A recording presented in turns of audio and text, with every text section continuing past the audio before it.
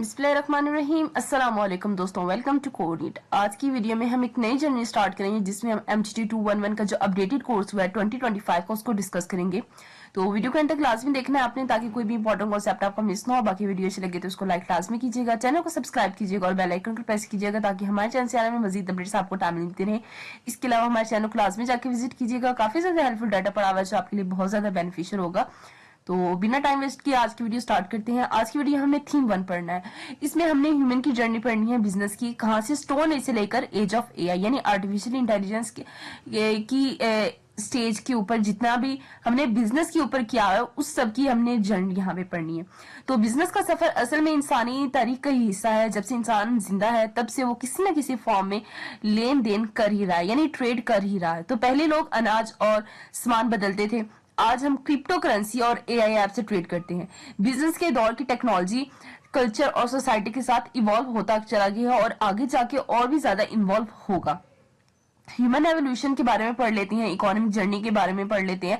तो stone age से लेकर न्यूरोलिथिक रिवोल्यूशन तक क्या क्या हुआ था तो वो देख लेते हैं। तो इस दौर में इंसान छोटे छोटे ग्रुप्स यानी ट्राइब्स में रहता था। तो उनके पास ना शहर थे, ना पैसे थे और ना ही दुकानें थी। तो उनका गुजारा कैसे होता था? शिकार करने और फल सब्जियां इकट्ठियां करने पर ही होता था। तो फिर आया एक बड़ा सा चेंज जिसको हम कहते हैं न्यूरोलिथिक रेवोल्यूशन। तो इंसानों ने जमीन पर खेती करना और जानवरों को पालना सीख लिया। इससे वो परमानेंट गांव बन गए और वो एक जगह सेटल हो गए जहां से उनको नाम भी उनको मिल गया। अब जब उनके पास एक्स्ट्रा अनाज होता था या कोई भी सामान होता था तो वो दूसरे लोगों के साथ उसको अदल बदल करने लगे थे। यहाँ से ट्रेड का स्टार्ट हुआ, यानी सिंपल एक्सचेंज उन्होंने जब स्टार्ट की तो वो ट्रेडिंग में शामिल होगी। अब बात कर लेते हैं कि अर्ली सिविलाइजेशन में क्या हुआ था। तो इस दौर में कुछ बड़ी सिविलाइजेशन उभर के आई थी जिसमें मेसोपोटामिया, इजिप्ट, इंडस वैली और चाइना थी। तो ये दुनिया के सबसे पहले ऑर्गेनाइज सेंटर बन गए थे। लोगों ने लिखना सीख लिया था ताकि वो अपने बिजनेस का रिकॉर्ड रख सकें। जैसे हमारे पास जो है मेसोपोटामिया, इसके लोग क्या करते थे, वो जो हमारे पास क्यूनिफॉर्म थे उनसे अपना जो है वो डाटा लिखवा लिया करते थे।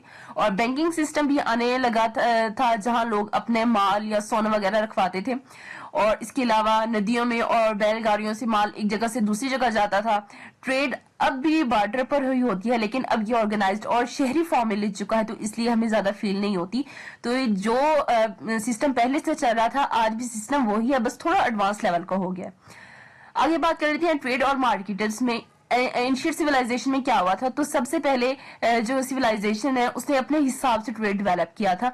तो मेसोपोटामिया में क्या हुआ था? रिकॉर्ड रखने के लिए क्ले टेबल्स यूज करते थे। टेक्सटाइल यानी कपड़े का ट्रेड हो रहा था और जो लिखत यानी कॉन्ट्रैक्ट्स थे वो बनते थे। इजिप्ट वालों ने क्या किया था? नील रिवर जो हमारे पास है यानी दरियाई नील, तो उसका ट्रेड उनका था राउट और यानी रास्ता। और ट्रेड मोस्टली जो सरकारी कंट्रोल में होता था, इनके अंडर गवर्नमेंट कंट्रोल होता था। उनके पास अकाउंटिंग सिस्टम बहुत ज्यादा एडवांस हुआ करते थे। इंडस वैली में क्या था? यहाँ डॉक, वेयर हाउसेज और वेट सिस्टम होता था। ये लोग मेसोपोटामिया तक ट्रेड करवाते थे। चाइना में क्या था? चाइना में सिल्क, जेड और चाय वगैरह जो थी दुनिया को यहाँ से मिला करती थी। उनका बिजनेस एथिक्स और ट्रस्ट यानी सिन इसके ऊपर बेस करता था। ठीक है, सिन किसको कहते हैं? Trust and sincerity. ये सब सोसाइटी के बार्टर सिस्टम से निकलकर प्रॉपर मार्केट्स और इंटरनेशनल ट्रेड तक पहुंच गई थी। अब बात कर लेते हैं ancient business practical and marketing places के ऊपर। तो पुराने दौर में ट्रेड का जो सिस्टम था वो बार्टर था, यानी अगर तुम्हें कुछ लेना है तो तुम्हें वही चीज देनी पड़ेगी जो दूसरे को चाहिए। इसे कहते हैं डबल कोइंसिडेंस ऑफ वंस। तो इसमें क्या होता था? हमारे पास प्रॉब्लम होती थी एक, यानी कोई कॉमन पैसा नहीं था। वैल्यू नापना बहुत ज्यादा मुश्किल होता था और ट्रेड बहुत ज्यादा स्लो हो जाता था। अगर किसी की नीड हमें पता ही नहीं है तो हम उसकी नीड के मुताबिक कैसे उसको जाके देंगे? अगर हमारे पास कोई चीज उसकी नीड के मुताबिक नहीं है तो इसका क्या मतलब? हम उससे कोई चीज नहीं ले सकते। पैसे नहीं थे तो ये बहुत ज्यादा एक प्रॉब्लम था कि अगर उसकी नीड नहीं है तो हम उससे चीज नहीं ले सकते थे। तो इसलिए पैसे का सिस्टम आया और जो मार्केट प्लेस है उसको बनाया गया था। अब बात कर लेते हैं कुछ इंपॉर्टेंट मार्केट्स की। सबसे पहले है हमारे पास एग्रा ग्रीक में था और खान खिलेफ हमारी कैरियो में था। तो फेमस ट्रेड सेंटर थे, यहाँ पे लोग सिर्फ माल नहीं आइडियाज और कल्चर भी एक्सचेंज किया करते थे। बिजनेस सिस्टम में क्या होता था? बिजनेस सिस्टम हमारा फिर आ गया था। इसमें हमने बिजनेस ज्यादातर बोलने और ट्रस्ट पर हुआ करता था। और इसके अलावा फिर ब्रोकर और जो हमारे पास मिडल मैन थे उनकी फेयरनेस का ख्याल रखा करते थे। स्टैंडर्ड वेट यूज होते थे ताकि जो धोखे हैं वो ना हो, और उसको बहुत ही यानी कि हाई वे में यूज किया जाता था। अर्बनाइजेशन में क्या होता था, ये मार्केट सी अर्बनाइजेशन शहरी जिंदगी और अर्ली कैपिटलाइजेशन की बेस बन गई थी। अब बात कर लेते हैं इंडस्ट्री रेवोल्यूशन की, यानी बिजनेस कैसे ट्रांसफॉर्म होते थे। तो पिछले 250 सालों में दुनिया ने जो इंडस्ट्रियल रेवोल्यूशन देखे थे, जिनसे बिजनेस का सिस्टम पूरा का पूरा ही बदल गया था, तो उसको डिटेल से स्टडी कर लेती हैं। तो फर्स्ट इंडस्ट्रियल रेवोल्यूशन में क्या था, सबसे पहले हमारे पास स्टीम पावर आई थी, जिसमें मशीन्स आई थी, टेक्सटाइल मिल्स आई थी। रिजल्ट इसमें क्या हुआ था कि लोगों ने जो खेती छोड़ी थी और खेती छोड़ के वो फैक्ट्रीज में काम करना शुरू कर दिया था। उन्होंने सिटीज में इनकी जो थी लाइक स्ट्रेंथ वो बढ़ने लगी थी और लोग वेजेस पर काम करने लगे थे। फॉर एग्जांपल जो हमारे पास ब्रिटिश कॉटन मिल्स हैं और जो हमारे पास स्पिनिंग जैनिंग है, तो ये चीज उसके एग्जांपल में आती है। सेकेंड इंडस्ट्रियल रेवोल्यूशन क्या होती है, ये जो आपके डेट्स में बहुत ज्यादा इंपॉर्टेंट है और ये एमसीक्यूज के लिहाज से बहुत ज्यादा इंपॉर्टेंट कि फर्स्ट, सेकंड और थर्ड और अप टू 5 है रेवोल्यूशन ये बेसिकली। तो किस रेवोल्यूशन में क्या हुआ था, वो कौन सी रेवोल्यूशन कब की है, और उसकी एग्जांपल्स भी आप लोगों ने बहुत अच्छे से याद करनी है। इन्वेंशंस में इसकी थी हमारे पास बिजली यानी इलेक्ट्रिसिटी, टेलीग्राफ थे, असेंबली लाइंस थी। रिजल्ट में बड़े बड़े यानी कि कंपनीज, कॉर्पोरेशंस उभर के आए हुए थे सामने। ट्रेड ग्लोबल हो गया था और प्रोडक्शन जो है उसकी फास्ट हो गई थी। फॉर एग्जाम्पल में इसका क्या बना था, फोर्ट हाईलैंड का जो पावर प्लांट है उसने कार बनाना बहुत ज्यादा फास्ट कर दिया था। थर्ड इंडस्ट्रियल रेवोल्यूशन में क्या हुआ था, computers, automation, internet, renewable energy. इसके रिजल्ट में ऑनलाइन शॉपिंग यानी ई कॉमर्स शुरू हुई थी, नॉलेज वर्कर और ग्लोबल सप्लाई चेन्स आ गए थे। इसके रिजल्ट में अमेजोन जो है उसने डिजिटल टेक्नोलॉजी से पूरा रिटेल सिस्टम ही बदल दिया था। फोर्थ इंडस्ट्रियल रेवोल्यूशन में क्या हुआ था, artificial intelligence, internet of things, IoT जिसको कहते हैं हम, ब्लॉकचेन्स यानी स्मार्टफोन्स, पर्सनलाइज्ड सर्विस और एथिकल इश्यूज जैसे डाटा प्राइवेसी वगैरह बहुत हद तक इसको रिवोक किया गया था। For example Tesla giga factories यानी एआई और रोबोट से कार वगैरह बनाना स्टार्ट कर दी थी यहाँ पे। अब लास्ट जो है हमारा इंडस्ट्रियल रेवोल्यूशन फिफ्थ, तो उसमें क्या हुआ था, ह्यूमन मशीन टीम वर्क यानी बायो एनर्जी, क्वांटम और कंप्यूटर्स वगैरह बने थे। इसके रिजल्ट में क्या था, बिजनेस ज्यादा एथिकल और इको फ्रेंडली हो सकता है। फॉर एग्जाम्पल जो हमारे पास है न्यूरालिंक, इंसानों का दिमाग को एआई के साथ कनेक्ट करने की कोशिश की गई थी। फ्यूचर विजन है बिजनेस का, यानी आगे हमने फ्यूचर में क्या करना है। तो आज हम एआई के दौर में है, मशीन खुद सीख सकती है, प्रेडिक्ट कर सकती है और काम भी कर सकती है। बिजनेस में अब लोग बहुत ज्यादा मशीन्स को यूज कर रही हैं। मशीन लैंग्वेज जो लर्निंग है उसमें डाटा के जरिए स्मार्ट डिसीजन लेती है, ऑटोमेटेशन में काम फास्ट और सही तरीके से करवाती है, बिग डाटा एनालिसिस में लोगों का बिहेवियर, उनकी नीड्स वगैरह को समझती है और उसके अकॉर्डिंग ही उनको आंसर्स करती है। फ्यूचर में हो सकता है, अगर हम फ्यूचर में इसको मजीद एडवांस करें, तो पोस्ट वर्क सोसाइटी जिसमें रोबोट्स ज्यादा से ज्यादा काम करेंगे, ह्यूमन और डिजिटल सिस्टम का फ्यूजन जिसमें बायो डिजिटल फ्यूजन जिसको हम कहते हैं, क्वांटम टेक्नोलॉजी से नई इन्वेंशंस आएंगी।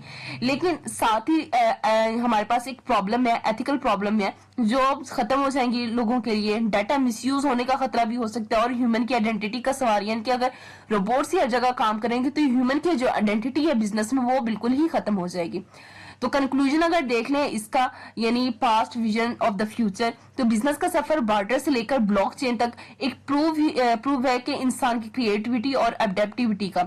जब स्टूडेंट बिजनेस पढ़ रहे हैं तो उन्हें समझना चाहिए कि ट्रेड की हिस्ट्री सिर्फ लेना देना नहीं होता, बल्कि ह्यूमन प्रोग्रेस का रिफ्लेक्शन है।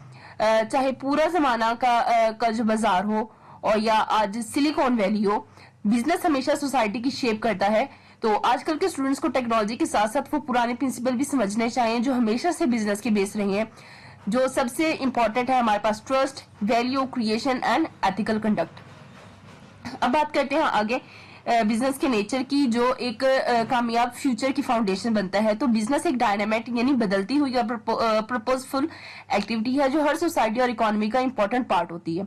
बिजनेस का जो मेन काम है वो है लोगों की जरूरतें पूरी करना गुड्स और सर्विसेज के जरिए, और साथ ही प्रॉफिट कमाना, यानी वो भी लॉ के अंदर रहते हुए। ये नहीं कि आपने जो है वो लॉ को तोड़ दिया और अपनी जो प्रॉफिट कमाने लग गए, तो इस तरह नहीं होता, ये गलत चीज होती है। लॉ के अंदर रहते हुए आपने काम करना होता है। तो यानी बिजनेस वो सिस्टम है जिसे इंसान और मुल्क रिसोर्सेज दोनों को वैल्यू में बदला जाए और आपकी नीड्स भी पूरी हो और सोसाइटी को भी इसमें कोई भी हर्ज ना हो। तो आपने हर एक चीज को अपने माइंड में रखना होता है।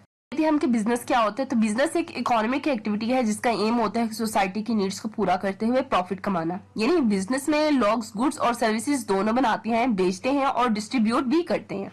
लेकिन बिजनेस एक बार का काम नहीं होता, ये कंटिन्यूस प्रोसेस होता है जिसमें प्रोडक्शन होती है, रिस्क टेकिंग होती है और वैल्यू क्रिएशन होती है।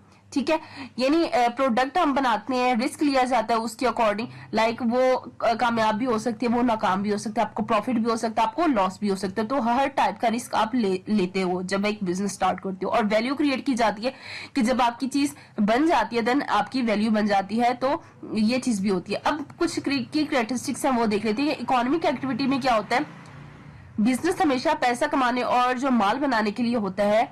और deal in goods and services, business में या तो फिजिकल चीजें होती हैं जैसे कपड़ा, फूड या सर्विसेज होती हैं जैसे कि बैंकिंग, एजुकेशन, ये सारी चीजें। क्रिएटिव यूटिलिटीज में क्या होती हैं, हमारे पास बिजनेस लोगों की जरूरतें पूरी करता है, प्रोडक्ट को यूजफुल बनाता है। प्रॉफिट का मोटिव क्या होता है हमारे पास कि बिजनेस का जो मेन गोल है प्रॉफिट कमाना। रिस्क ऑफ लॉस क्या क्या क्या मतलब है कि हर बिजनेस में नुकसान का चांस होता है, सक्सेस जो है वो गारंटी नहीं होती। जैसे कि मैंने अभी बताया कि आपको रिस्क लेना पड़ता है, यू आर नॉट श्योर कि आपको सक्सेस होगी भी या नहीं होगी। ठीक है, तो ये रिस्क लेना पड़ता है। जैसे कहते हैं कुछ पाने के लिए कुछ खोना पड़ता है, तो जब आप एक रिस्क लोगे तो तभी जाके वो आप कामयाब होगा। बाकी अल्लाह आपकी हेल्प करता है, तो आपको रिस्क लेना उसमें तिजारत जब आप करते हो तो ये तो चीज मस्ट है कि आपको रिस्क इस चीज में लेना पड़ता है। सीरीज ऑफ डील, यानी बिजनेस एक रेगुलर प्रोसेस होता है, एक बार का डील नहीं होता है, क्योंकि इसको कंटिन्यूसली एक प्रोसेस है। लीगल एक्टिविटीज में क्या होता है कि बिजनेस हमेशा जो है वो लॉ के रूल्स के अंदर चलना चाहिए। यानी कि अगर आप लॉ को फॉलो नहीं करोगे, यानी उसके लॉज को अगर वायोलेट करोगे तो आपके खिलाफ फिर लीगल एक्शन भी लिया जा सकता है उस चीज पर। स्कोप क्या है बिजनेस का, 4 सेक्टर्स हैं इसके, वो देख लेते हैं। तो बिजनेस 4 सेक्टर में डिवाइड होता है, सब एक दूसरे से कनेक्टेड होते हैं। पहला है हमारा प्राइमरी सेक्टर, नेचुरल रिसोर्सेज से रिलेटेड काम जैसे कि farming, fishing, mining, forestry. Secondary sector हमारे पास होते हैं जिसमें रॉ मटेरियल्स को मैन्युफैक्चर करके प्रोडक्ट्स बनाना जैसे कि टेक्सटाइल, स्टील, फूड प्रोसेसिंग वगैरह। टेरिटरी सेक्टर में क्या होता है कि सर्विसेज प्रोवाइड करता है जैसे कि बैंकिंग हो गया, हेल्थ केयर, एजुकेशन, टूरिज्म। और क्वांटिटी सेक्टर में क्या होता है कि नॉलेज जो है वो बेस्ड सर्विसेज जैसे कि हमारे पास रिसर्च, आईटी, डाटा एनालिसिस और इनोवेशन।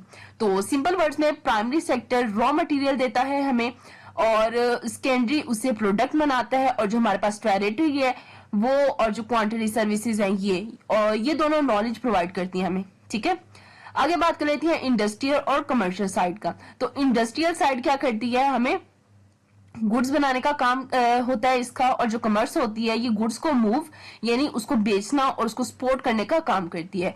इसमें कुछ और चीजें भी शामिल हैं, देख लेते हैं। ट्रेड यानी लोकल भी होती है ये, और ये इंटरनेशनल लेवल पे भी होती है। एड्स ऑफ ट्रेड में क्या होता है, ट्रांसपोर्ट होता है, बैंकिंग होती है, इंश्योरेंस होती है, एडवर्टाइजिंग, वेयर हाउसिंग और एजेंट्स वगैरह, ये होती है हमारे पास एड्स टू ट्रेड। अब बात कर लेते हैं बिजनेस की जो हमारी इन्वायरमेंट है उसको कैसे समझा जाए। तो बिजनेस अकेला नहीं चल सकता, उस पर एक्सटर्नल और इंटरनल इन्वायरमेंट का असर होता है। ये इन्वायरमेंट डिसाइड करता है कि बिजनेस ग्रो करेगा या स्ट्रगल करेगा। बिजनेस इन्वायरमेंट के कुछ एलिमेंट्स होती हैं उसको देख लेते हैं। तो सबसे पहले है हमारे पास economic condition, then legal regulation, फिर हमारे पास टेक्नोलॉजी का एडवांसमेंट, और फिर आते हैं सोशल और culture trends, and then last में कॉम्पिटिटिव डायनामिक्स। तो बिजनेस इन सब चेंजेस को समझता है, अडॉप्ट करता है, वो ज्यादा सक्सेसफुल हो जाती है। अब बात कर लेते हैं आगे बिजनेस और इकोनॉमिक यानी ये इंटरकनेक्टेड कैसे हैं। तो इकोनॉमिक्स हमें ये चीज बताता है कि सोसाइटीज लिमिटेड रिसोर्सेज से गुड्स और सर्विसेज कैसे बनाती हैं और डिस्ट्रीब्यूट करती हैं। बिजनेस और इकोनॉमिक दोनों एक दूसरे से जुड़ी होती हैं। इकोनॉमिक का सिस्टम हमारे पास क्या होता है, तो ये कंट्री का फ्रेमवर्क होता है जो डिसाइड करता है कि क्या प्रोसीजर करना है, कैसे करना है और किसको देना है। तो इस सिस्टम में हमारे पास लॉज होती हैं, पॉलिसीज होती हैं, एंड इसके साथ साथ हमारे पास मार्केटिंग सिस्टम भी शामिल होते हैं। अब बात कर लेते हैं इसकी कुछ टाइप्स हैं उसको। तो सबसे पहले हमारे पास आते हैं कैपिटलिज्म, यानी प्राइवेट ओनरशिप होता है, सब कुछ प्रॉफिट के लिए ही होता है। For example USA. सोशलाइजेशन में गवर्नमेंट और प्राइवेट दोनों का कंट्रोल होता है, जैसे कि हमारे पास स्वीडन। और कम्युनिज्म में क्या होता है, सब कुछ स्टेट के कंट्रोल में होता है, जैसे कि नॉर्थ कोरिया। अब बात कर लेते हैं सर्कुलर फ्लो मॉडल की। तो इस मॉडल के मुताबिक मनी और जो गुड्स हैं वो गुड्स एंड सर्विसेज हर वक्त बिजनेस और हाउस होल्ड कंज्यूमर के बीच मूव करता रहता है, यानी कि गवर्नमेंट और जो बैंक है इसके सिस्टम को स्मूथली चलाता है। अब बात कर लेते हैं डिमांड्स और सप्लाई की। तो डिमांड बेसिकली क्या होती है, लोग किस प्राइस पर कितना खरीदना चाहते हैं, और सप्लाई हमारे पास ये चीज होती है कि बिजनेस किस प्राइस पर कितना बेचना चाह रहा है। अब लॉ ऑफ डिमांड क्या होता है कि लोग किस प्राइस पर कितना खरीदना प्राइस बढ़े तो डिमांड कम होती है, और लॉ ऑफ सप्लाई क्या होता है कि प्राइस बढ़े तो सप्लाई बढ़ जाती है। तो ये दोनों मिलकर डिसाइड करते हैं कि मार्केट प्राइस क्या होगा और बिजनेस को कितना बनाना चाहिए। अब बात कर लेते हैं मार्केट का स्ट्रक्चर और बिजनेस की साइकिल। तो परफेक्ट कंपटीशन है हमारे पास कि बहुत सारे छोटे छोटे सेलर्स सेम प्रोडक्ट्स बेच रहे होते हैं, जैसे कि फ्रूट्स वेजिटेबल्स वगैरह, यानी एग्रीकल्चर की मार्केट्स में अगर हम जाएं तो आप लोग देखोगे जब आप बाजार जाते हो कहीं भी जाते हो बहुत सारे ठेले वाले एक ही चीज खरीद रहे हो बेच रहे होते हैं, तो आप उस ठेले वाले के पास जाती हो जिसकी प्रोडक्ट आपको ज्यादा अच्छी लग रही होती है। ठीक है, मोनोपोली सिर्फ एक कंपनी पूरा मार्केट कंट्रोल करती है, यानी इलेक्ट्रिसिटी सिर्फ जो है हमारे पास एक ही कंपनी होती है, ठीक है, वो ही कंट्रोल करती है उसके बीच में जितना भी काम हो रहा है। ओलिगोफोली कुछ बड़ी कंपनीज होती हैं जैसे कि मोबाइल इंडस्ट्रीज वगैरह, तो वो सारी चीजें इस चीज को देखती हैं। मोनोपोलिस्टिक कंपटीशन, बहुत सारी कंपनी सिमिलर प्रोडक्ट्स बेचती हैं लेकिन थोड़ा डिफरेंस के साथ। For example fast food chains. अब बात कर लेते हैं बिजनेस साइकिल के 4 फेजेस होती हैं। सबसे पहले होता है हमारे पास एक्सपेंशन। इकोनॉमी है वो ग्रो कर रही है, यानी करी जो इनकम है और स्पेंडिंग उसकी बढ़ जाती है। पीक में क्या होता है, ग्रो अपनी हाईएस्ट लेवल पर होती है, और कॉन्ट्रैक्शन में हमारे पास जो इकोनॉमी है वो स्लो हो जाती है, रिसेशन स्टार्ट हो जाता है इसमें। ट्रफ में क्या होता है हमारे पास सबसे लोवेस्ट पॉइंट जहां से रिकवरी स्टार्ट हो जाती है। तो बिजनेस के ये फेज समझने चाहिए ताकि वो अपनी प्लानिंग और जो प्रोडक्शन है एडजस्ट कर सके। Fundamentals of business concepts. तो कैपिटल में क्या होती है हमारे पास मशीन्स, टूल्स, बिल्डिंग्स जो प्रोडक्शन में यूज होती हैं। कॉस्ट में क्या होता है प्रोडक्ट और सेलिंग का खर्चा। रेवेन्यू में क्या होता है टोटल पैसे जो सेल से मिलती हैं, और प्रॉफिट में हमारे पास होता है revenue minus cost is equal to profit, यानी रेवेन्यू को हम बीच में से माइनस करते हैं, जो चीज बचती है वो हमारा प्रॉफिट होता है। तो प्रॉफिट ही बिजनेस का ग्रो और सर्वाइवल के लिए जरूरी होती है, यानी प्रॉफिट ही वो जो बिजनेस कर रहा था उसका प्रॉफिट ही बचता है और उसको वही उसकी कमाई भी होती है। इन्फ्लेशन और जो बिजनेस का डिसीजन है उसको देख लेते हैं। तो इन्फ्लेशन का मतलब ये होता है कि जब इकोनॉमी में प्राइसेस जनरली बढ़ जाती हैं, इससे खर्चे और वेजेस दोनों पर असर पड़ता है। अब इन्फ्लेशन की 2 टाइप्स होती हैं। पहली है कॉस्ट पुश इन्फ्लेशन, जब प्रोडक्शन कॉस्ट बढ़ने से प्राइसेस बढ़ जाती हैं। दूसरी हमारे पास डिमांड पुल इन्फ्लेशन, जब डिमांड ज्यादा हो और सप्लाई कम हो तो प्राइसेस बढ़ जाती हैं। बिजनेस का इन्फ्लेशन देखकर अपने प्राइसेस और जो कॉस्ट है उसको प्लानिंग करनी पड़ती है ताकि आपकी बिजनेस में कोई लॉस ना हो। अब बात कर लेते हैं आगे risk, good services and knowledge worker. Risk क्या होता है, हर बिजनेस में लॉस का चांस होता है जिसमें पैसा भी आपका लग सकता है, वक्त भी होता है और रेपुटेशन का भी रिस्क होता है। गुड्स में फिजिकल प्रोडक्ट्स होती हैं जिसमें आपका की सारी टेंजिबल प्रोडक्ट्स होती हैं, जिसमें आपका गाड़ी, कपड़ा, सारी चीजें आती हैं। सर्विसेज क्या होती हैं, ये इंटेंजिबल चीजें होती हैं, जस्ट लाइक आपकी एजुकेशन, आपकी कंसल्टेंट्स। नॉलेज वर्कर्स में क्या होती है, जो अपने स्किल्स और जो नॉलेज है उससे इनोवेशंस और जो वैल्यू है वो क्रिएट करते हैं, लाइक आपके आईटी एक्सपर्ट्स। तो अगर आपका बिजनेस लॉस हो तो आपकी इन सब चीजों का रिस्क भी आता है, आपकी गुड सर्विसेज में भी ये सब चीजें आती हैं, तो आपने इन चीजों को भी देखना होता है। अब बात कर लेते हैं economic policies and there impact. तो गवर्नमेंट की पॉलिसीज इकोनॉमी और बिजनेस दोनों को इफेक्ट करती हैं। सबसे पहले है मिसाल पॉलिसी, टैक्स और गवर्नमेंट स्पेंडिंग से इकोनॉमी कंट्रोल करता है। अब बात कर लेते हैं मॉनेटरी पॉलिसी। तो ये क्या करते हैं, मनी सप्लाई और इंटरेस्ट रेट कंट्रोल करता है ताकि इन्फ्लेशन और इन्वेस्टमेंट मैनेज हो जाए। तो ये दोनों पॉलिसीज क्या करती हैं, इकोनॉमिक स्टेबिलिटी है हमारे पास मेंटेन करने में हेल्प करती हैं। आगे बात कर लेते हैं हमारे पास जीडीपी और रिसेशन। जीडीपी एक साल में कंट्री के अंदर बनने वाली सारी गुड्स और सर्विसेज की टोटल वैल्यू को कहते हैं, और ये इकोनॉमी की हेल्थ भी बताता है। रिसेशन क्या होती है हमारे पास, जब जीडीपी 2 क्वार्टर्स तक कंटिन्यूसली गिर जाए तो इससे जॉब्स बहुत ज्यादा कम हो जाती हैं, इनकम गिर जाती है और लोग जो है वो कम खर्चा करने लग जाते हैं। तो बिजनेस को जो जीडीपी है उसके ट्रेंड को समझना चाहिए ताकि वो अपने गोल्स और जो कॉस्ट है उसको एडजस्ट कर सके। अब बात कर लेते हैं इसकी कंक्लूजन के बारे में। तो बिजनेस सिर्फ प्रॉफिट कमाने जाने का नाम नहीं है। ये सिर्फ एक सिस्टमैटिक और डायनेमिक एक्टिविटी भी है जो लॉ, इकोनॉमिक और सोसाइटी के फ्रेमवर्क के अंदर चलता है। हर बिजनेस, चाहे वो फार्मिंग हो या IT हो, अपने इन्वायरमेंट के साथ एडजस्ट करना सीखता है।